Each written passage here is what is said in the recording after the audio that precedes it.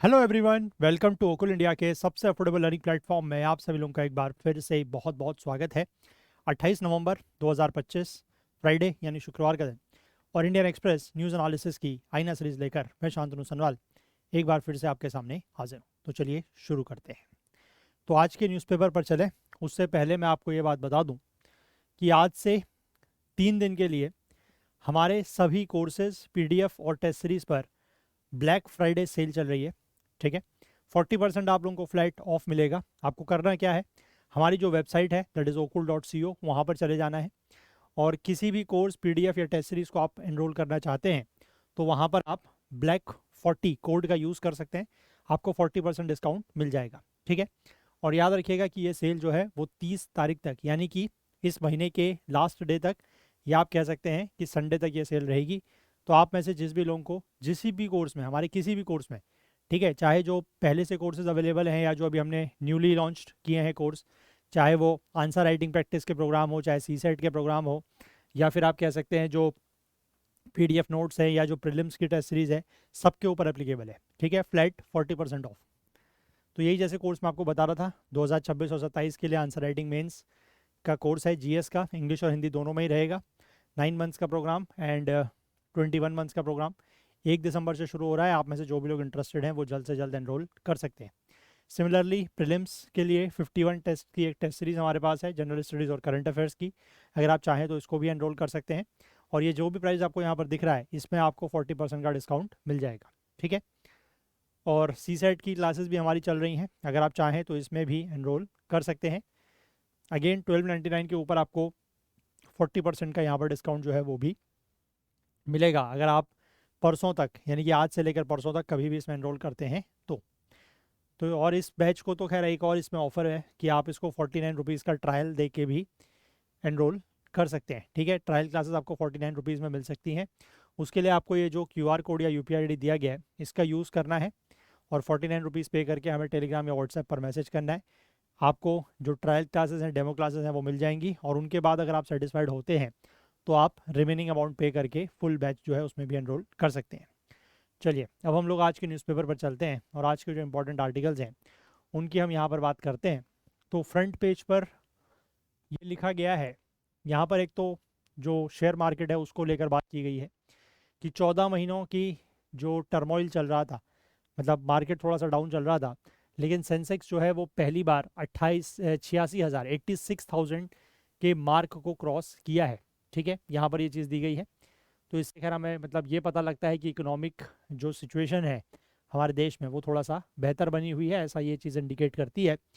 वहीं इसके बाद अगर हम बात करते हैं इस वाले न्यूज़ की, तो यहाँ पर जो आपको पता होगा, सरकार ने पिछले साल एक बिल इंट्रोड्यूस किया था वन नेशन वन इलेक्शन का, जिसमें ये प्रोविज़न था कि जो लोकसभा के चुनाव हैं और साथ ही साथ जो राज्यों की विधानसभाओं के चुनाव हैं उनको एक साथ कराया जाए, है ना, वन नेशन वन इलेक्शन। हालांकि वो बिल जब लास्ट ईयर आया था तो उसको जॉइंट पार्लियामेंट्री कमेटी को रेफ़र किया गया था और यहाँ पर जो लॉ पैनल है यानी कि जो लॉ कमीशन है उसका ये कहना है, उसने ये कहा है कि ऐसा अगर प्रोविज़न लाया जाता है, मतलब जॉइंट इलेक्शन या वन नेशन वन इलेक्शन का अगर प्रोविज़न लाया जाता है तो इससे बेसिक स्ट्रक्चर वॉयलेट नहीं होता है। ठीक है, और उनका ये भी विचार है कि जो मॉडल कोड ऑफ कंडक्ट होता है, जो आदर्श आचार संहिता होती है, उसके लिए किसी स्टेट्यूटरी बेकिंग की ज़रूरत नहीं है। ठीक है, अब ये चीज़ें जो है वो अ, आप ये कह सकते हैं कि लॉ कमीशन और जो इलेक्शन कमीशन के रिप्रेजेंटेटिव्स हैं, ठीक है, उनका वो ब्रीफ करने वाले हैं, ये जो कमेटी यहाँ पर बनाई गई थी, ठीक है, इस कमेटी को लेकर, है ना, मतलब ये जो कमेटी बेसिकली जो पार्लियामेंट्री कमेटी बनाई थी उसको ये ब्रीफ करने वाले हैं। फिर यहाँ पर देखते हैं आगे किस तरीके की चीज़ें सामने आएंगी। और यहाँ पर जो लॉ कमीशन है उसका एक और बात यहाँ पर उसने कही है, उसका ये कहना है कि ये जो बिल है, ठीक है, इसके मतलब इस बिल से जो आर्टिकल 368 का क्लॉज 2 है, ठीक है, मतलब 368 का जो आप कह सकते हैं सेक्शन 2 के क्लॉज 1 to E है ना, जिसमें ऐसे सब्जेक्ट्स मेंशन है कि आपको स्टेट्स का रेटिफिकेशन लेना होता है। ठीक है, कुछ ऐसे अमेंडमेंट्स होते हैं जिनके लिए आपको सिर्फ मतलब पार्लियामेंट से अमेंड करा के 2/3 मेजोरिटी से अगर वो पास हो भी गए तो उसके बाद आपको एटलीस्ट 50% ऑफ द स्टेट्स का रेटिफिकेशन लेना होता है। लेकिन यहाँ पर लॉ कमीशन का ये कहना है कि ये जो बिल है इसके लिए ऐसा करने की ज़रूरत नहीं है। ठीक है, क्लियर है बात। इसको लेकर आगे और भी डिस्कशंस होंगे, जैसे जैसे अब ये जब इनकी बैठक किस दिन है, 4 तारीख को है ना, तो उसके बाद फिर देखेंगे इसमें आगे क्या चीज़ निकल के आती है, फिर डिटेल में इसको हम और समझेंगे। ठीक है, इसके बाद हम आगे बढ़ते हैं। यहाँ पर तो और कुछ खास ऐसा है नहीं, बीच के पेज में एक न्यूज़ है, उसके बाद फिर एक्सप्लेन पेज पर चलेंगे। ठीक है, देखिए यहाँ पर मैं आपको एक न्यूज़ दिखाता हूँ, छोटी सी न्यूज़ है हालांकि। एक साइक्लोन का जिक्र है, there is a mention of a cyclone. कहाँ पर है, किस पेज पर है, देखना पड़ेगा, ये है। ठीक है, एक साइक्लोन का यहाँ पर जिक्र है, दैट इज साइक्लोन दितवा। ठीक है, नाम नोट डाउन करेंगे, साइक्लोन दितवा। ये तमिलनाडु की तरफ को बढ़ रहा है ना, कोस्टल आंध्र प्रदेश, पुडुचेरी, ये एरियाज भी इफेक्ट हो सकते हैं। ठीक है, अब ये किस एरिया में डेवलप हुआ है, अगर ये तमिलनाडु, आंध्र प्रदेश और पुडुचेरी के एरिया को इफेक्ट करने वाला है, तो आप खुद भी समझ सकते हैं कि ये डेवलप कहाँ पर हुआ होगा, in the bay of Bengal, है ना, और वो भी बे ऑफ बंगाल के साउथ वेस्ट में। मैं आपको इसको दिखाता हूँ, इसका जो ट्रैकर अभी चल रहा है उसमें मैं दिखाता हूँ आपको, ये आपको दिख रहा है। ठीक है, ये देखिए, south west of bay of Bengal से ये जनरेट हुआ है, और यहाँ से श्रीलंका को क्रॉस करते हुए ये इंडिया की तरफ को बढ़ रहा है। ठीक है, हेडिंग टूवर्ड्स इंडिया, चेन्नई की तरफ ये यहाँ पर बढ़ रहा है। This is your cyclone Ditwah. एक यहाँ पर जो ट्रॉपिकल साइक्लोन है या जो ट्रॉपिकल स्टॉर्म है, वो और भी हमें यहाँ पर दिखता है। अगर उसको भी हम देखें तो यहाँ पर जो जो फिलीपींस और ये वियतनाम वाला एरिया है, ये है, इसका नाम है कोटो। ठीक है, इट्स अ ट्रॉपिकल स्टॉर्म कोटो, तो इसको भी थोड़ा सा आप जस्ट नाम याद रखिएगा, क्योंकि यहाँ पर दिख रहा है ये, है ना। तो बाकी इसके बारे में अगर हम बात करें तो यहाँ पर ये लिखा हुआ है कि this is the second consecutive day when a cyclone is developing in the north Indian ocean basin. ठीक है, इससे पहले यानी कि परसों, डे बिफोर यस्टरडे, एक और साइक्लोन जो है वो यहाँ पर डेवलप हुआ था, दैट वाज सेन्यार, है ना। ये इंडोनेशिया के पास डेवलप हुआ था, लेकिन ये बहुत आगे नहीं जा पाया, मतलब बहुत प्रोग्रेस इसकी नहीं हो पाई। दितवा जो है वो थर्ड साइक्लोनिक स्टॉर्म है जो इस बेसिन में, जो इंडियन ओशन का रीजन है, वहाँ पर डेवलप हुआ है during the past monsoon, post monsoon season this year. ठीक है, मानसून के बाद डेवलप होने वाला ये तीसरा साइक्लोन है यहाँ पर। तो बाकी दो कौन से हैं, आप मुझे नाम बताइएगा कमेंट सेक्शन में। ठीक है, और ये दितवा जो नाम है, ये प्रपोज किया है यमन के द्वारा। ये नॉर्थ तमिलनाडु और पुडुचेरी के कोस्ट की तरफ बढ़ रहा है, अलॉन्ग द इंडियाज कोस्ट, और मोस्ट लाइकली ये इंडियन ओशियन या इंडियन मेनलैंड के नज़दीक पहुंचेगा, नियर नॉर्थ तमिलनाडु। ठीक है, और ये संडे की अर्ली मॉर्निंग तक, मतलब परसों, ठीक है, तब तक इसके पहुंचने की यहाँ पर उम्मीद है। वो सारी चीज़ें ज़्यादा इंपॉर्टेंट नहीं है, ये याद रखिएगा कि नाम प्रपोज किया है यमन ने। इस तरीके के दो साइक्लोन्स इस रीजन में मानसून के बाद से आ चुके हैं, और नाम याद रखिएगा, बे ऑफ बंगाल से जनरेट हुआ है, south west bay of Bengal से ओरिजिनेट हुआ है, नाम है साइक्लोन दितवा। ठीक है, चलो आगे बढ़ें। यहाँ पर जो इमेज दिख रही है, this is the image of Sahyadri, INS Sahyadri. ठीक है, फिलीपींस के साथ इसकी कोई नेवी एक्सरसाइज चल रही है, और अभी आपको मैंने कुछ दिनों पहले ही बताया था, जो आपका ये हुआ था, ऑस इंडेक्स हुई थी, है ना, ऑस इंडेक्स हुई थी, और उससे पहले क्या हुई थी, मालाबार एक्सरसाइज हुई थी, एक जैमेक्स एक्सरसाइज भी आप लोग नोट डाउन कर सकते हैं, जैमेक्स, JAIMEX, जैमेक्स 2025। It's an exercise between India and, bilateral exercise between India and Japan. ठीक है, जैमेक्स। बाकी मैंने आपको ऑस इंडेक्स तो बताई थी इंडिया और ऑस्ट्रेलिया के बीच में, और उससे पहले हमने मालाबार की एक्सरसाइज की बात की थी। मालाबार एक्सरसाइज बेसिकली जो क्वाड नेशंस है, इंडिया, US, ऑस्ट्रेलिया, जापान, उनकी जो एक नेवल एक्सरसाइज है, कहाँ पर हो रही थी, मैंने आपको बताया था, गुआम में, याद है। यस, चलिए आगे बढ़ते हैं। एक्सप्लेन पेज पे 2-3 आर्टिकल्स हमें देखने हैं। ठीक है, तो यहाँ पर वैसे इस आर्टिकल के बारे में हम लोगों ने, मतलब इस चीज़ से रिलेटेड बात हमने पहले की है। यहाँ पर हम बात करेंगे GM क्रॉप्स जो होती हैं, जेनेटिकली मॉडिफाइड क्रॉप्स, से लेकर जीनोम एडिटिंग, यानी कि जो जेनेटिकली इंजीनियर्ड क्रॉप्स हैं, उसका जो सफ़र है, उसमें इंडिया का कैसा सफ़र रहा है, कैसी जर्नी रही है, इसकी अगर हम बात करें तो इम्पॉर्टेंट आर्टिकल है। कुछ कुछ पॉइंट्स यहाँ पर काफ़ी इंपॉर्टेंट रहेंगे, वो मैं आपको बताऊँगा भी, ध्यान रखिएगा। ठीक है, सबसे पहले अगर हम बात करें तो ये लिखा गया है कि इंडिया में जो जेनेटिकली मॉडिफाइड क्रॉप्स हैं, उनका कल्टीवेशन आगे ज़्यादा नहीं बढ़ पाया। हमें पता है कि सिर्फ कॉटन तक ही हम सीमित रह पाए हैं in case of genetically modified crops का कल्टीवेशन, उसमें आगे हम नहीं बढ़ पाए। और अगर हम कॉटन की बात भी करें, कपास की बात भी करें, तो वहाँ पर भी कोई नई टेक्नोलॉजी जो है वो कॉमर्शलाइजेशन के लिए अप्रूव नहीं हो सकी है। ठीक है, मई 2006 में एक टेक्नोलॉजी जो है वो अप्रूव हुई थी, दैट इज़ जो मॉन्सेंटोस की टेक्नोलॉजी थी, that is Bollgard 2 BT cotton जिसको हम बोलते हैं, है ना वो। But this isn't so with the genome edited crops. तो जीनोम जो आपका ये जेनेटिकली मॉडिफाइड क्रॉप्स हैं उनकी सिचुएशन ये है, लेकिन जेनेटिकली एडिटेड क्रॉप्स की अगर हम बात करें, जीनोम एडिटेड क्रॉप्स की बात करें, तो उनके जो सफ़र है वो थोड़ा सा अलग रहा है। यहाँ पर हम देख रहे हैं कि जो टेक्नोलॉजी है वो अभी भी मतलब करेंटली भी यूज़ में हो रही है, और करंट टेक्नोलॉजी जो है वो इवॉल्व भी हो रही है। अगर हम बात करें मई के महीने की, तो 2 जीनोम एडिटेड राइस लाइंस इनको आइडेंटिफाई किया गया फॉर रिलीज़, और 2 साल तक का इनका ट्रायल हुआ इनकी फील्ड परफॉर्मेंस को इवेल्युएट करने के लिए इन दी ईयर 2023 एंड 24 के खरीफ सीजन्स में, under the all India coordinated research project. ये 2 लाइंस जो हैं इनको वर इम्प्रूव्ड जेनेटिकली एडिटेड भी कह सकते हैं, जीनोम एडिटेड भी कह सकते हैं, mutants of the popular Samba Mussoorie and MTU 1010 varieties.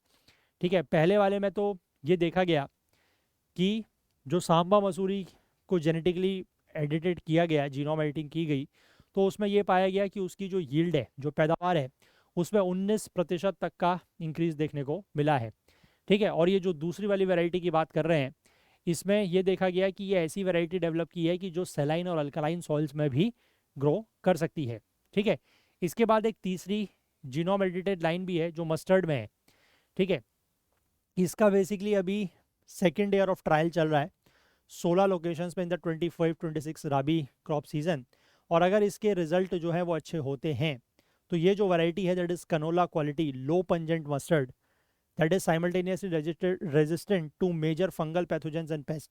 ठीक है, कई सारे फंगल पैथोजेंस और पेस्ट से भी ये रेजिस्टेंट होगी। तो ये अराउंड अगले साल मतलब अगस्त के 2026 तक ये रेडी टू रिलीज हो सकती है। ठीक है, तो राइस में ऑलरेडी ट्रायल्स वगैरह चल रहे हैं, और मतलब उसके आप ये कह सकते हैं कि वो कॉमर्शियली अवेलेबल है ना। ये वो क्या है, with the first one 2 lines were improved. इसकी अगर हम बात करें, इसमें क्या लिखा हुआ है देखो, दे आर, इनकी फील्ड परफॉर्मेंस को इवेल्युएट करके they are identified for release. ठीक है, लेकिन उसकी प्रॉब्लम क्या है वो अलग चीज़ है ना, हम उसको क्यों कॉमर्शियली यूज़ नहीं कर सकते, और कैसे जो अभी एक नई हमने बात की थी कुछ दिनों पहले, अभी आगे देखेंगे सब चीज़, थोड़ा सा धैर्य रखिए। देखिए, अगर हम बात करें GE वर्सेस GM की, जी मतलब जीनोम एडिटिंग, और GM versus genetically modified, important lines हैं, इंपॉर्टेंट पॉइंट्स हैं, ध्यान रखिएगा। ऊपर भी जो मैंने आपको इंपॉर्टेंट पॉइंट बताया वो भी याद रखिएगा कि जेनेटिकली मॉडिफाइड को लेकर हमारे देश में टेक्नोलॉजी जो है वो एक तरीके से आप कह सकते हैं स्टैग्नेट सी हो गई है। ठीक है, क्योंकि BT कॉटन के बाद हम उसमें आगे नहीं बढ़ पाए, लेकिन जेनेटिकली इंजीनियरिंग के केस में, या आप कह सकते हैं जेनेटिक जीनोम एडिटिंग के केस में हम आगे लगातार बढ़ रहे हैं। ठीक है, इसके बाद देखिए यहाँ पर क्या लिखा हुआ है।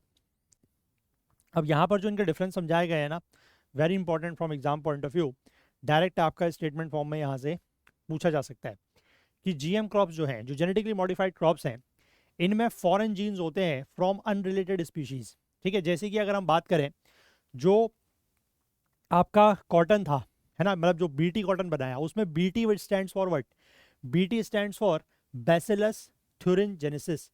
ठीक है, या फिर ये एक BT सॉइल बैक्टीरियम होता है, यहाँ से कुछ जीन्स लिए। अब ये जो बैसिलस थ्यूरिनजेनेसिस एक सॉइल बैक्टीरियम है, ये कॉटन से रिलेटेड तो नहीं है, ठीक है, लेकिन हमने यहाँ से क्या किया कि कुछ जीन्स लिए, ठीक है, अनरिलेटेड स्पीसीज से जीन्स लिए, उनको कॉटन्स में इन्फ्यूज़ कराया। तो ये चीज़ यहाँ पर हुई है, that code for the production of proteins toxic to various insects pest in cotton. तो इससे बेसिकली क्या हुआ कि कुछ ऐसे प्रोटीन्स का प्रोडक्शन हुआ कॉटन में जो कि कई सारे इंसेक्ट्स के लिए क्या होता है, टॉक्सिक होता है ना, कि इंसेक्ट्स अगर उस कॉटन को कंज्यूम करेंगे जो BT कॉटन है, तो इंसेक्ट्स उस कॉटन को ख़राब नहीं कर पाएंगे, क्योंकि वो उस प्रोटीन की वजह से दे विल डाई, है ना, वो उनके लिए फेटल साबित होगा। तो ये बात हो गई अबाउट GM क्रॉप्स की। और वहीं अगर हम जेनेटिकली मॉडिफाइड क्रॉप्स, ये जेनेटिकली एडिटेड क्रॉप्स की अगर बात करें, तो इसमें क्या होता है कि ऐसे जो जीन्स ऑलरेडी होस्ट प्लांट में प्रेजेंट है, जैसे राइस का एग्जांपल हमने दिया, तो इसमें कहीं बाहर से कोई आप कह सकते हैं कोई एक्स्ट्रा जीन या कोई अनरिलेटेड स्पीशीज से मॉडिफाई करके जीन नहीं लाया गया है। ऑलरेडी जो जीन उस होस्ट प्लांट में है, जैसे राइस के केस में, ये राइस के केस के प्लांट में जो ऑलरेडी जीन प्रेजेंट हैं, उसी जीन की कुछ जेनेटिकली एडिटिंग की गई है। ठीक है, तो वही चीज़ यहाँ पर लिखा है। और उससे बेसिकली क्या होता है कि उनमें म्यूटेशन होता है, या जो उनका डीएनए सीक्वेंस है ना, वो थोड़ा सा चेंज हो जाता है ना। अब ये जो एडिटिंग है उसको कैसे किया जाता है, ये एडिटिंग जो है वो की जाती है। अभी कुछ दिनों पहले भी हमने इसको लेकर एक डिटेल में आर्टिकल डिस्कस किया है, उसका भी यहाँ पर लास्ट में थोड़ा सा एक रेफरेंस है वो बताऊंगा मैं। जो एडिटिंग है वो की जाती है प्रोटीन इंजाइम्स के थ्रू। और प्रोटीन इंजाइम्स जो हैं वो एक मॉलिक्यूलर सीजर्स की तरह काम करते हैं।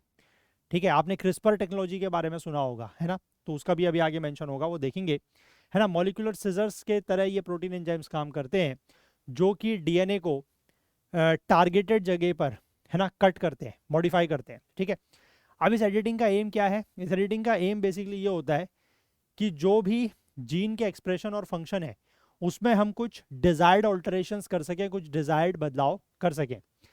अब ये जो एंजाइम होता है, जो प्रोटीन एंजाइम है, ये स्पेसिफिक लोकेशन और आप कह सकते हैं एड्रेस पर प्लांट जीन में उसको वहां तक पहुंचाया जाता है। कैसे पहुंचता है वो? उसमें एक नेविगेटर, उसको हम नेविगेटर कहते हैं, बेसिकली वो एक आरएनए होता है। ठीक है, कि कहाँ पर हमने, क्योंकि जीन में कहाँ पर एडिट करना है ना, डीएनए की सीक्वेंस को कहाँ पर बदलना है, तो पर्टिकुलर उस जगह तक पहुंचने के लिए उसको इन्होंने कहा है, पर्टिकुलर लोकेशन या उस एड्रेस तक पहुंचने के लिए एक नेविगेटर के रूप में एक गाइड होता है, दैट इज आरएनए, है ना, तो वो उसको वहां तक पहुंचाता है। ठीक है, तो ये कस्टम डिजाइन मॉलिक्यूल है जिसमें ऐसी सीक्वेंस होती है ऑफ द टारगेट डीएनए, और वहां तक जाके वो उस पर फिर वो जो मॉलिक्यूलर जो प्रोटीन एंजाइम्स है वो as a molecular scissor use होते हैं और उसको कट किया जाता है। ठीक है, अब यहाँ पर क्या लिखा है कि जीई राइस और मस्टर्ड वेराइटीज को डेवलप करने के लिए साइंटिस्ट ने जो क्रिस्पर एसोसिएटेड कैस प्रोटीन्स है उनका यूज किया है। क्रिस्पर एसोसिएटेड या कैस प्रोटीन्स, इनका इस्तेमाल किया गया है। कैस 9 प्रोटीन को यूज किया गया for editing a drought and salt tolerance gene in the MTU 1010 rice. ठीक है, और ये जो वरुणा मस्टर्ड वेराइटीज हैं इसमें यूज किया गया 10 ग्लूकोसिनोलेट ट्रांसपोर्टर जीन। और कैस 12A प्रोटीन को जो है वो यूज किया गया to edit the cytokinin oxidase 2 also called GN1A gene in the Samba Mahsuri rice. तो दो वेराइटी ऑफ राइस में कौन से प्रोटीन का यूज हुआ है? जो MTU वाली राइस है, MTU 1010 राइस, इसमें यूज किया गया है कैस 9 प्रोटीन का। ठीक है, जो ये आपका ये है मस्टर्ड, है ना, वरुणा मस्टर्ड वेराइटी, इसमें यूज किया गया है इसका ग्लूकोसिनोलेट ट्रांसपोर्टर जीन्स का। ठीक है, और अगर हम बात करें इसका, ये जो आपका है ये सांबा मसूरी राइस, इसमें यूज किया गया है कैस 12A प्रोटीन का। ठीक है, समझ गए बात? इसके बाद आगे देखिए,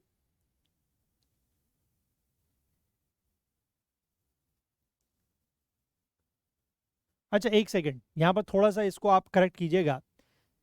ये जो राइस की वैरायटी है दैट इज MTU 1010, और जो वरुणा मस्टर्ड वैरायटी है, इन दोनों में कैस 9 प्रोटीन का यूज किया गया है।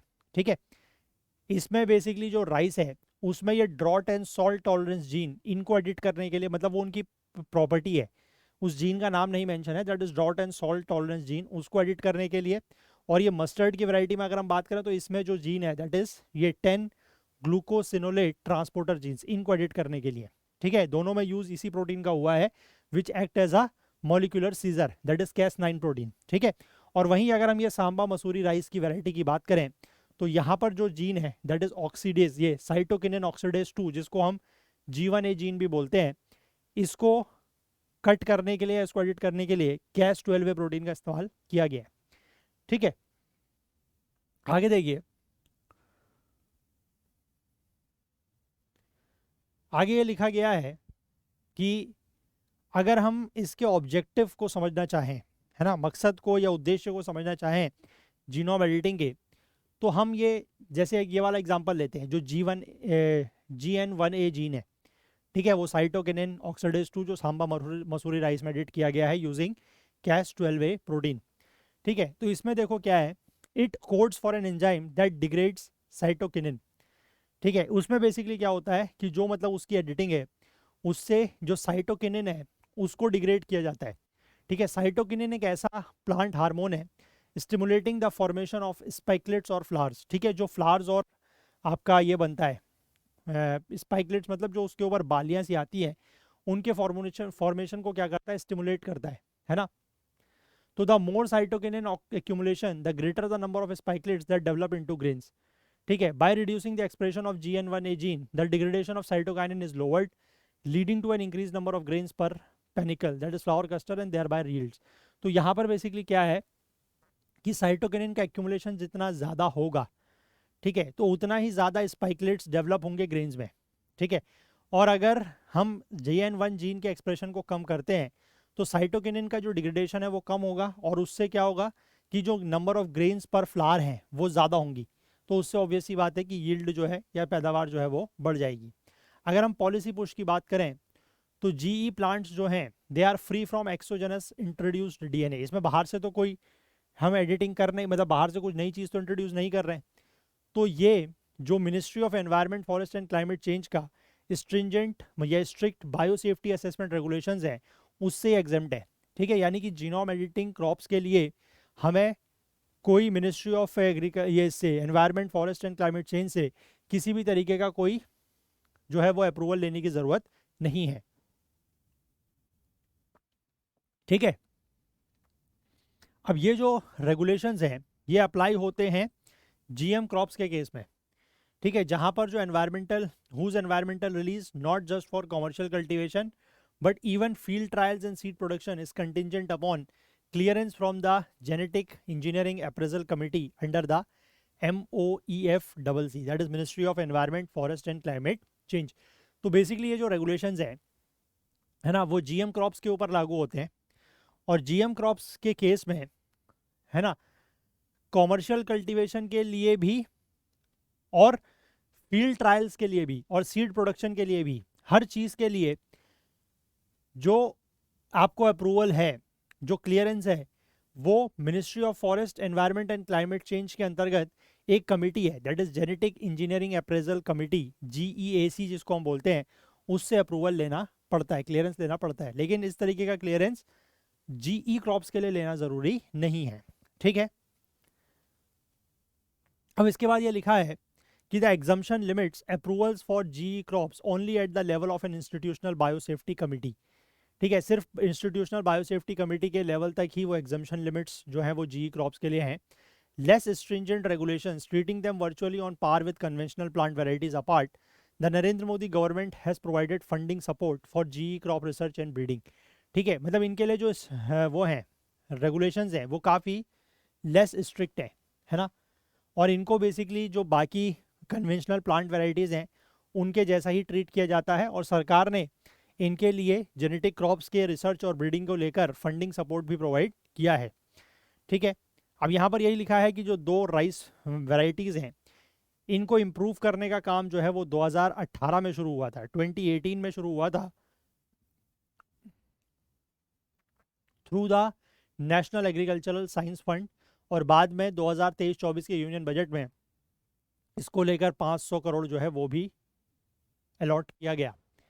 500 करोड़ का जो प्रोविजन है उसमें 310 करोड़ फील्ड क्रॉप्स के लिए है, 120 करोड़ हॉर्टिकल्चर के लिए है, 40 करोड़ जो है वो एनिमल साइंस के लिए है, और 20 करोड़ फिशरीज और 10 crore editing of micro organisms के लिए। ठीक है, ICAR के साइंटिस्ट ने आइडेंटिफाई किए हैं target genes associated with specific traits in a host of crops. ठीक है, ये यहाँ पर ऊपर जो है वो दिया गया है कि कई सारी क्रॉप्स में कई सारे जीन्स जो है वो आइडेंटिफाई किए गए। ठीक है, कि अगर हम जैसे राइस की अगर हम बात करें तो उसमें 45 जीन्स जो हैं वो आइडेंटिफाई किए गए। इन 45 जीन्स को अगर हम जीनोम एडिटिंग करते हैं इनकी, तो इससे फ़ायदा क्या होगा, यील्ड बढ़ेगी।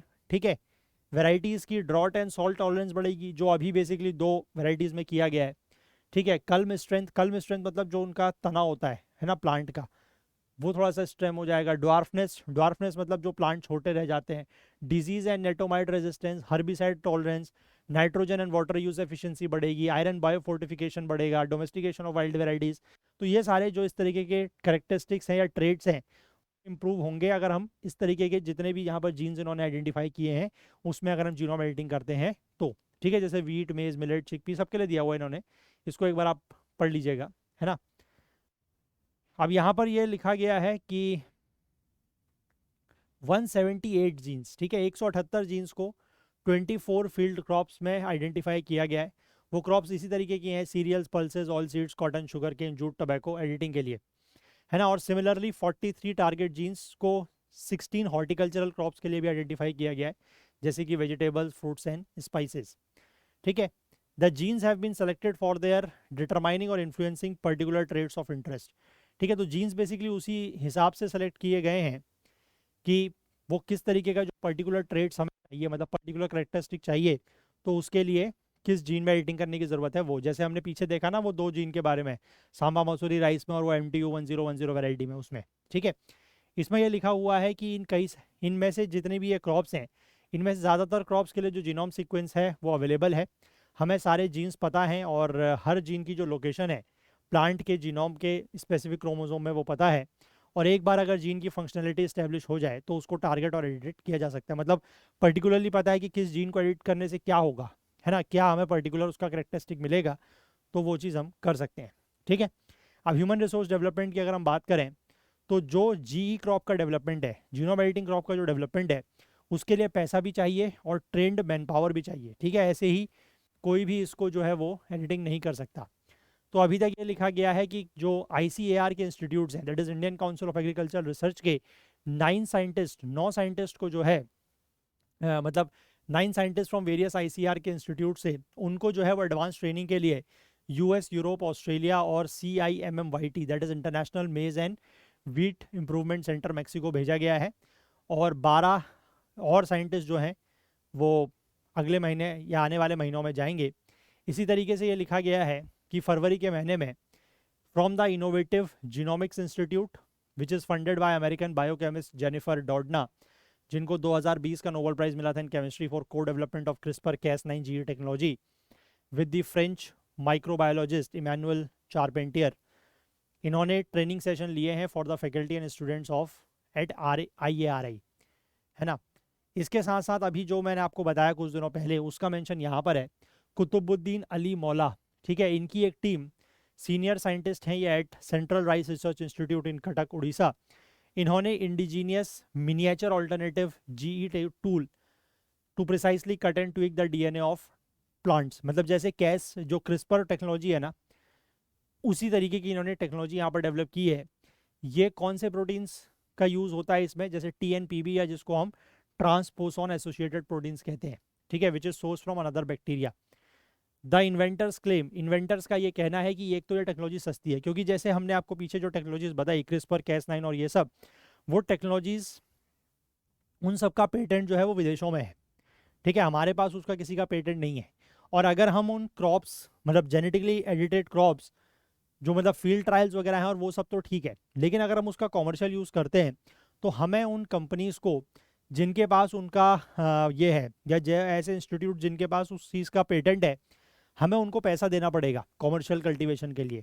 तो वो वेराइटीज़ जो है फिर हमारे वहाँ महंगी पड़ जाएंगी, है ना। तो इसलिए हम उनका यूज़ नहीं कर सकते। लेकिन जो ये वाली टेक्नोलॉजी है, क्योंकि ये इंडिया की खुद की टेक्नोलॉजी है, ठीक है, तो इसमें यही लिखा गया है कि ये टेक्नोलॉजी चीपर, सस्ती साबित होगी, क्योंकि जो इंटेलेक्चुअल प्रॉपर्टी राइट्स हैं वो किसी फॉरेन एंटिटीज़ के द्वारा होल्ड नहीं किए जा रहे हैं, ठीक है। और ज़्यादा इफेक्टिव भी है। क्यों इफेक्टिव है? क्योंकि जो इसमें ये प्रोटीन का साइज़ है जो यहाँ पर यूज़ किया जा रहा है, जो ये TNPB प्रोटीन है, इसका size compare to Cas9 and Cas12 में बहुत छोटा है, ठीक है। तो उसको हम बड़ी आसानी से उसमें एडिटिंग वगैरह करके उसको जो आपका पेरेंट प्लांट है या जो होस्ट प्लांट है वहाँ पर इंसर्ट कर सकते हैं। वो हमने डिटेल में बात की है, आप चाहिए तो एक बार उसको भी जो है वो जाके पढ़ लीजिएगा उस आर्टिकल को डिटेल में, ठीक है। बट बात समझ गए आप? चलिए, इसके बाद एक और आर्टिकल है जिसके बारे में हम लोगों ने मेंशन किया था, हम इसको एक बार फिर से देखते हैं थोड़ा सा डिटेल में। दैट इज INS माहे, ठीक है। INS माहे की यहाँ पर कमीशनिंग हुई है। इसके फीचर्स, स्ट्रेटेजिक सिग्निफिकेंस देखते हैं, ठीक है। देखिए, इंडियन नेवी ने मंडे को कमीशन किया है INS माहे। ये पहला है of the indigenously designed and build Mahe class anti submarine warfare shallow watercraft, ठीक है। ये किस कैटेगरी का है? Anti submarine warfare shallow watercraft और माहे क्लास, और पहला ही है, ठीक है। अब यहाँ पर एक पॉइंट थोड़ा सा आप करेक्ट कीजिएगा, जो मैंने आपको उस दिन बताया था this is not being build by GRSE। इसको डिज़ाइन और कंस्ट्रक्ट किया गया है by Cochin shipyard limited, Kochi के द्वारा। और INS माहे जो है वो इस क्लास के, मतलब इस क्लास के टोटल 8 वेसल्स होंगे, उनमें से ये सबसे पहला है। ठीक है, यहाँ पर जो ये हैं आर्मी जनरल, या फिर आप कह सकते हैं chief of army staff general Upendra Dwivedi, ये उसमें आए थे, इनकी जो कमिश्निंग सेरेमनी हुई थी वहाँ पर। और उन्होंने ये कहा था कि ये जो शिप है INS माहे, ये इंडियन नेवी की जो नियर सी डोमिनेंस है, नियर सी डोमिनेंस मतलब हमारे कोस्ट के पास के जो एरियाज़ हैं, ठीक है, उनको ये ऑगमेंट करेगा और हमारी जो कोस्टल सिक्योरिटी ग्रिड है उसको स्ट्रेंथन करेगा। इंडिया की मैरीटाइम इंटरेस्ट अक्रॉस द लिटोरल्स, लिटोरल्स मतलब ऐसे शैलो और नियर शोर मैरीटाइम जोन्स जो कि स्ट्रेटेजिकली और इकोनॉमिकली काफ़ी क्रूशियल होते हैं, मतलब दूर नहीं, ओपन सीज में नहीं, कोस्ट के पास वाले एरियाज, ठीक है, वहाँ के लिए ये काफ़ी ज़्यादा इंपॉर्टेंट रहेगा, ऐसा इनका यहाँ पर कहना था। ठीक है, अब इसके बाद अगर हम इसके फीचर्स की बात करें तो शिप को जो है वो डिज़ाइन किया गया है for under water surveillance, search and rescue operations and low intensity maritime operations. ठीक है, इनके लिए इसका यूज़ होगा। इस शिप की अगर हम बात करें तो 78 मीटर लॉन्ग है, 11.36 मीटर वाइड है, और इसका जो ड्रॉट है वो 2.7 मीटर का है। ड्रॉट का मतलब ये होता है, जैसे अगर मैं एक छोटा सा डायग्राम से यहाँ पर आपको समझाने की कोशिश करूँ, ठीक है, देखिएगा व्हाट इज़ ड्रॉट, मैं आपको ये बता रहा हूँ। जैसे मान लीजिए ये आपका कोई शिप है, ठीक है, दिस इज़ योर शिप, और अब जब शिप पानी में होगा तो ऑब्वियस सी बात है कि पानी यहाँ तक कहीं तक होगा। ठीक है, this is the water level, ठीक है, this is the water level, इसको हम लिख लेते हैं दिस इज़ वाटर लेवल। ठीक है, ये वाटर लेवल है। अब ये जो शिप का, ये जो टॉप मतलब शिप का जो सबसे बॉटम वाला पोर्शन है वो इस वाटर लेवल से कितना नीचे है, इसको कहा जाता है ड्रॉट। ठीक है, इसको कहा जाता है ड्रॉट। क्लियर है बात? और अगर हम ये कहें कि ये मान लीजिए this is the deck, deck मतलब जहाँ पर लोग चलते फिरते हैं, जहाँ पर सारे बाकी ऑपरेशंस होते हैं, दिस इज द डेक। तो डेक की हाइट जो वाटर लेवल से होती है उसको कहा जाता है फ्री बोर्ड, फ्री बोर्ड। ठीक है, ये दो टर्म्स याद रखिएगा, freeboard and draught. Draught का मतलब है कि वाटर लेवल से जो लोएस्ट पॉइंट है शिप का, ठीक है, जिसको हल भी कहते हैं, वो कहाँ तक है, this is called a draught. और वाटर लेवल से ऊपर को जो डेक का हाइट है उसको कहा जाता है फ्री बोर्ड। ठीक है, ये समझ गए? तो वही चीज़ इन्होंने यहाँ पर लिखी है कि इसका जो ड्रॉट है वो 2.7 मीटर का है। इसमें advanced weapon, sensors, communication systems लगे हुए हैं जो कि सब सरफेस थ्रेट, सब सरफेस थ्रेट्स मतलब जो पानी के अंदर के कुछ खतरे हैं उनको डिटेक्ट कर सकता है, ट्रैक कर सकता है, न्यूट्रलाइज कर सकता है विद प्रिसीशन। और शिप जो है वो शैलो वाटर्स में काफ़ी लंबे समय तक रह सकता है। इसकी जो मैक्सिमम स्पीड है वो लगभग 25 नॉट्स की है, और जो इसकी एंड्योरेंस है वो 1800 नॉटिकल माइल्स की है, मतलब ये 1800 नॉटिकल माइल्स तक एक बार में चल सकता है। इसको कोई रिप्लेनिशमेंट की या रिफ्यूलिंग की ज़रूरत इतने में नहीं पड़ेगी। ठीक है, इससे पहले इंडियन नेवी जो है वो ऑपरेट करती थी अभय क्लास कॉर्वेट्स, इसके बारे में मैंने आपको बताया था। ठीक है, ये बेसिकली सोवियत ओरिजिन के पॉक 2 क्लास कॉर्वेट्स का कस्टमाइज्ड वर्जन था। इसके जो 4 शिप थे उनको 2017 से 2025 के बीच में डिकमीशन किया गया। मैंने इसको आपको लास्ट शिप जो है उसका नाम बताया था, ठीक है, दैट वाज INS अग्रे, है ना, अभय क्लास कॉर्वेट INS अग्रे, है ना। तो ये था इसका लास्ट शिप। और दिसंबर 2013 में डिफेंस एक्विजिशन काउंसिल ने 16 इस तरीके के जो एंटी सबमरीन वॉरफेयर वेसल्स हैं उनको प्रोक्योर करने के लिए यहाँ पर जो है वो अपना आप कह सकते हैं अप्रूवल दिया था at the cost of over 13,000 crore. ठीक है, ये जो 16 ASW SVC SWC, ASW मतलब anti submarine warfare shallow watercraft, ठीक है, इसके लिए कॉन्ट्रैक्ट साइन किया गया for construction of 8 ships by CSL। 8 ship जो हैं वो CSL यानी कि कोचिन शिपयार्ड लिमिटेड के द्वारा बनाए जाएंगे, और 8 जो हैं वो GRSE के द्वारा, that is garden reach ship builders and engineers, ship builders and engineers. ठीक है, जो कोलकाता का है ये कोची का है। ठीक है, तो अभी वाला जो ये INS माहे है ये CSL ने बनाया है। इसकी अगर स्ट्रेटेजिक सिग्निफिकेंस की हम बात करें तो इंडिया की जो वास्ट कोस्ट लाइन है, हालांकि इन्होंने यहाँ पर ये डेटा जो है वो मुझे लग रहा है कि पुराना लिखा है, क्योंकि आपको पता होगा कि इंडिया की जो कोस्ट लाइन है वो अब बढ़ चुकी है, 11,000 से ऊपर हो गई है ना। तो ये जो 7,516 किलोमीटर्स की कोस्ट लाइन इन्होंने बताई है, जिसमें 12 मेजर पोर्ट्स हैं, 184 माइनर पोर्ट्स हैं और 1197 इनलैंड आइलैंड टेरिटरीज हैं, वहाँ पर coastal surveillance for anti submarine warfare operations इसको एक क्रिटिकल माना जा रहा है। ये शिप जो है एक long standing operational gap giving the navy a crucial ability to detect and counter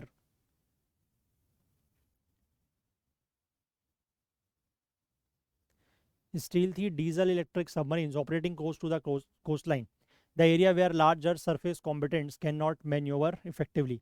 basically जहाँ पर जो मतलब हमारा आप कह सकते हैं नियर द कोस्ट लाइन का जो रीजन है, ठीक है, वहाँ पर जो स्टील थी डीजल इलेक्ट्रिक सबमरीन्स हैं जो हमारे कोस्ट लाइन के पास में ऑपरेट होती हैं, तो हम उनको इससे टैकल कर सकते हैं, ठीक है, क्योंकि उस एरिया में जो हमारे लार्ज सरफेस कॉम्पिटेंट्स हैं वो मैन्यूवर आसानी से नहीं कर सकते, ठीक है, क्योंकि इनका जो ड्रॉट है लोअर ड्रॉट, क्योंकि ड्रॉट मैंने आपको बता दिया वो कम है, इसमें जो सोनार्स हैं है ना, जो आपके साउंड नेविगेशन के डिवाइसेस हैं वो काफ़ी एडवांस्ड है और इनकी मैन्यूरेबिलिटी जो है मतलब ये आसानी से मूव कर सकते हैं वो भी ज़्यादा है।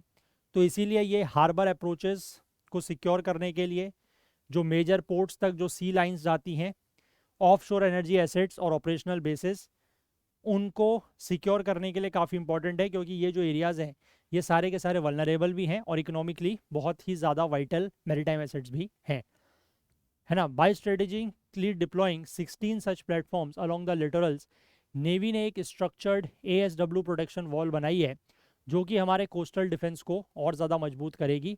और इससे फ़ायदा ये होगा कि जो हमारे बड़े वॉरशिप्स हैं, जो मेजर वॉरशिप्स हैं, वो ब्लू वाटर टास्क के लिए यूज़ किए जा सकते हैं, मतलब ओपन ओशन के लिए यूज़ किए जा सकते हैं, क्योंकि पास के लिए अब हमें हमारे पास अगर ये सारे हो जाएंगे तो हमारे जो कोस्ट लाइन के पास का एरिया है उनको तो ये प्रोटेक्ट कर लेंगे, तो जो बड़े INS शिप्स हैं, जो वॉरशिप्स हैं, वो फिर ओपन ओशंस में जा सकते हैं, ठीक है। And prevent the adversary's ability to stage covert under water intrusion, ठीक है, जो अंडर वाटर इंट्रूजन्स हैं उसको भी ये प्रिवेंट कर सकते हैं। तो these would further strengthen the Indian navy's operational capabilities in the Indian Ocean region, ठीक है, इंडियन ओशन रीजन में हमारी नेवी की जो ऑपरेशनल कैपेबिलिटीज़ है वो इससे और ज़्यादा मजबूत होगी। And the class also contributes to deterrence, ठीक है, इससे डिटरेंस भी होगा। डिटरेंस मतलब जो ऐसे जैसे खासकर हम अगर इंडियन ओशन की बात करें तो वहाँ पर चाइना एक बहुत बड़ा थ्रेट है ना, तो हम उससे हम पार भी पा सकते हैं, उसको हम डरा भी सकते हैं, एक तरीके से डिटरेंस के रूप में भी ये काम करेगा, ठीक है, समझ गए बात। इसके बाद हम लोग यहाँ पर बात करते हैं नासा का जो एक परसिवरेंस रोवर है ना, जो मार्स की डिस्कवरी में लगा हुआ है, उसने यहाँ पर एक चीज़ जो है वो ऑब्जर्व की है। और वो क्या ऑब्जर्व किया है? Scientist have found that lightning crackles on Mars.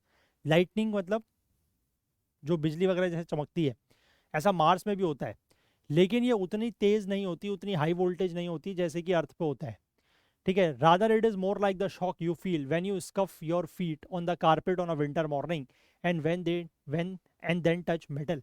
आपने इलेक्ट्रोस्टैटिक्स के बारे में आई थिंक पढ़ा होगा, ये वही चीज़ समझा रहे हैं कि आप जैसे कभी एक विंटर मॉर्निंग में जो आपके घर में कालीन होता है, कारपेट होता है, अगर उस पर आप अपना पैर रब करते हैं और उसके बाद अगर आप किसी मेटल को छूते हैं तो आपको एक हल्का सा, आप क्या कह सकते हैं कि इलेक्ट्रिक शॉक सा लगता है, हल्का सा, है ना, एक चार्ज महसूस करते हैं आप। वही चीज़ उसी तरीके का चार्ज जो है वो यहाँ पर फील हो रहा है, ठीक है, मार्स पे। जो इलेक्ट्रिकल स्पार्क्स है ये केमिकल रिएक्शंस में, है ना, मार्स के एटमॉस्फेयर में जो केमिकल रिएक्शंस हैं उनमें एक इंपॉर्टेंट रोल प्ले कर सकते हैं इस तरीके के इलेक्ट्रिकल स्पार्क्स। फ्यूचर एस्ट्रोनॉट्स के लिए electrical discharges essentially short circuits jumping across gas molecules could disrupt devices and space suits. इससे डिवाइस और जो स्पेस सूट्स हैं वो डिसरप्ट हो सकते हैं। लाइटिंग जो है, लाइटनिंग बाकी प्लैनेट्स पर भी देखी गई है सोलर सिस्टम में, अब लेकिन मार्स जो है वो काफ़ी कोल्ड एंड ड्राई है, तो साइंटिस्ट ने ये एज्यूम किया है कि जो इलेक्ट्रिक चार्ज यहाँ पर बिल्ड होता है इसकी हवा में, specially during dust storms when particles rub against each other and then discharge, ठीक है, तो वो, और ये न्यू फाइंडिंग्स जो हैं they are based on the measurement taken by NASA's perseverance rover. ठीक है, नासा का जो परसिवरेंस रोवर है उसने जो मेजरमेंट्स किए हैं उसके आधार पर ये नई फाइंडिंग्स हैं। हालांकि यहाँ पर ये लिखा है कि no one has yet seen a Martian mini lightning bolt. ठीक है, किसी ने देखी नहीं है, लेकिन यहाँ पर जो परसिवरेंस रोवर के ऊपर एक माइक्रोफोन लगा हुआ है उससे ये डिस्कवरी पता लगी है, क्योंकि उसने इलेक्ट्रिकल डिस्चार्ज की साउंड को रिकॉर्ड किया है। किसी ने देखा नहीं है इसको फिजिकली। ठीक है, मतलब जो कैमरेज वगैरह हैं उसमें भी ये रिकॉर्ड नहीं किया गया है कोई इस तरीके का इलेक्ट्रिकल स्पार्क, इलेक्ट्रिक बोल्ट। लेकिन जो ये परसिवरेंस रोवर के ऊपर एक माइक्रोफोन लगा हुआ है उसमें उसकी आवाज़ जो है वो रिकॉर्ड की गई है। अब हो सकता है कि आवाज़ इसी की हो, किसी और चीज़ की भी हो सकती है, क्या पता, जब तक किसी ने देखा नहीं, कंफर्म नहीं हुआ है। बट फिर भी ठीक है, थोड़ा सा एक नई डिस्कवरी सामने आई है तो हमने नोट कर लिया, है ना। चलो, तो यही आर्टिकल्स थे जो आज हमें डिस्कस करने थे। तो सेशन को हम लोग इतना ही रखते हैं। और जाने से पहले मैं आपको ये बता दूं कि अगर आप हमारे सी सेट लाइव क्लासेस में जुड़ना चाहते हैं तो आपके पास अभी भी मौका है, देर ना करें। 1299 का प्राइस है, बट अभी आपको 40% डिस्काउंट मिल जाएगा क्योंकि सेल चल रही है। तो आप इसका फ़ायदा उठा सकते हैं और एनरोल कर सकते हैं। ठीक है, 49 रुपीज़ पे करके आप ट्रायल भी ले सकते हैं, वो भी मैंने आपको बता ही दिया है। और मेंस के प्रोग्राम भी हमारे पास हैं 2026 और 27 के, आप चाहें तो इनमें भी एनरोल करें। प्रीलिम्स की भी टेस्ट सीरीज़ है और ये सभी चीज़ें आपको, और इसके साथ साथ हमारे बाकी जितने कोर्सेज पीडीएफ्स हैं वो सब आपको 40% डिस्काउंट में मिलेगी टिल 30th। ठीक है, ब्लैक फ्राइडे सेल चल रही है, फ्लैट 40% ऑफ है। हमारी वेबसाइट पर आपको जाना है और किसी भी कोर्स या पीडीएफ नोट्स को आप एनरोल करना चाहते हैं, टेस्ट सीरीज़ को एनरोल करना चाहते हैं, तो वहाँ पर जाएँ, कार्ट में ऐड करें, कोड यूज़ कर रहे हैं BLACK40 BLACK40, ये कोड यूज़ कर लें, आपको 40% डिस्काउंट मिल जाएगा। ठीक है, चलिए, तो अगर आपको आज का सेशन पसंद आया हो तो लाइक ज़रूर करें, ज़्यादा से ज़्यादा शेयर करें। आपके जो भी डाउट्स हैं, जो क्वेरीज़ हैं, वो भी आप कमेंट सेक्शन में हमें ज़रूर बताएं। कोई और सजेशंस, फीडबैक देना चाहें तो भी आप मोस्ट वेलकम है। चैनल को अभी तक आपने सब्सक्राइब नहीं किया तो वो ज़रूर कर लें, बेल आइकन प्रेस करना ना भूलें ताकि वीडियोज़ के नोटिफिकेशन आपको ऑन टाइम मिलते रहें। और हाईलाइटेड आर्टिकल्स और बाकी रेलिवेंट इन्फॉर्मेशन के लिए आप हमारा जो करंट अफेयर्स ओकुल टेलीग्राम चैनल है इसको ज़रूर ज्वाइन करें। इसका लिंक आपको नीचे डिस्क्रिप्शन में मिल जाएगा, या फिर आप इसको करंट अफेयर्स ओकुल सर्च करके भी ज्वाइन कर सकते हैं, या इस QR कोड को स्कैन करके भी ज्वाइन कर सकते हैं। तो चलिए, आज के लिए इतना ही रखते हैं। बाकी कल को फिर से मिलेंगे इंडियन एक्सप्रेस न्यूज़ एनालिसिस की आईना सीरीज़ के साथ। तब तक के लिए अपना बहुत बहुत ध्यान रखें। Please do take care of yourself. Thank you, have a nice day, bye bye.